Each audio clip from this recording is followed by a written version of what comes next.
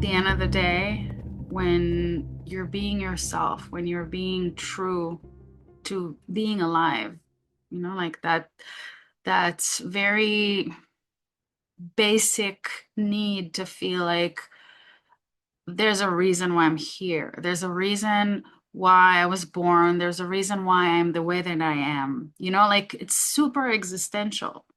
So it comes to a point where you have to realize that your existence is above everything else. Like the fact that you are in a body, the fact that you've manifested in a body, that's enough for you to know that you are worthy, you are divine, you are, there's a reason for you to be here.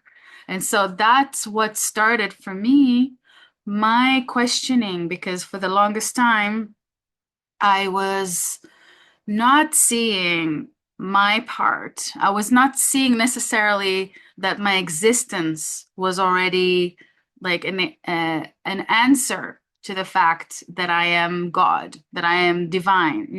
Like I thought that I'm here to look outside of me to understand that. I didn't realize it was in me for the longest time.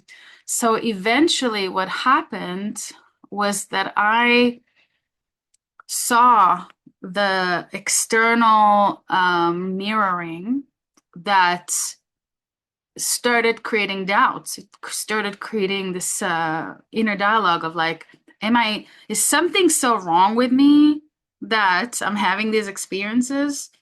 Or am I not connected to my power? Because that's what it came down to. It just came down to me taking my own initiative to investigate about life, about myself as a living being. And it's like I for years I was waiting for recognition and approval that I'm okay to do what I'm doing. And then I realized actually no, I don't need that. Not anymore. And that's when it started, that journey for me of self-recognition.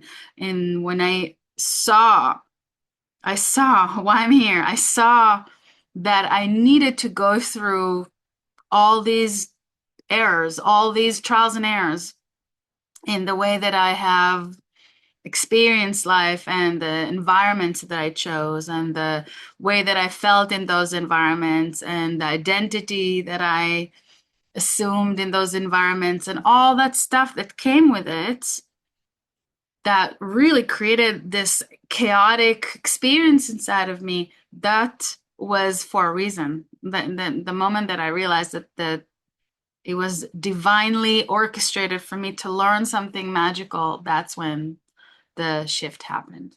You see, the key is to understand your uniqueness.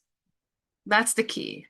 So the first thing you want to do is what I just said earlier is realize that by the fact that you're here, that you were born, right? You have a body, you've arrived.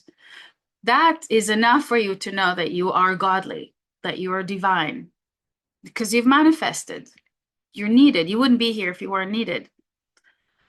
That's the first thing. The second thing is to realize that it's a unique divine expression, meaning it's not just the fact that you're here and you're needed and you're godly. There is a unique expression to this divinity that is really valuable because every person is meant to enrich life in a different way, completely different. And we get caught up, we get very messed up by ideas that are external to us that we are trying to either mimic or adopt, right? We're trying to constantly be like something else other than ourselves. That's the conditioning.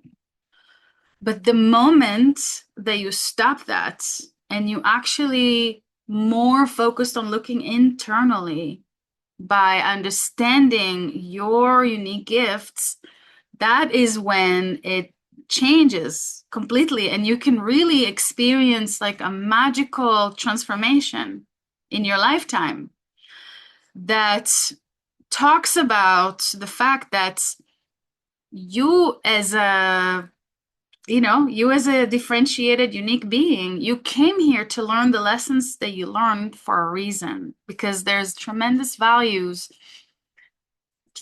in your uniqueness. There's a need for your experience. And the more you tap into the magic of you as the unique experiencer, the more you can benefit other people through your experience.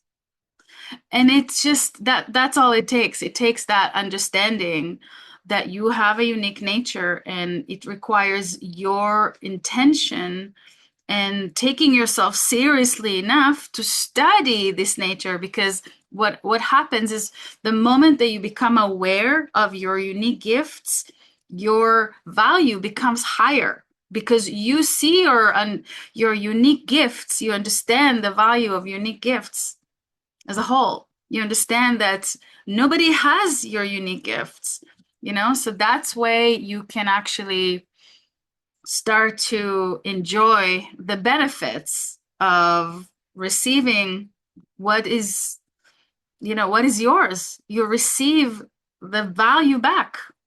This is the basics of self-worth, the basics.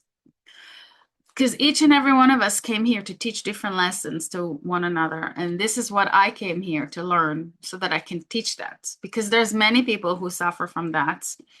And I can only teach what I learned, right? I can only teach from direct experience. And also I teach through my aura. I teach through my uniqueness as a projector. Projectors are by nature, they're guides. And they're here to recognize their qualities to be able to guide.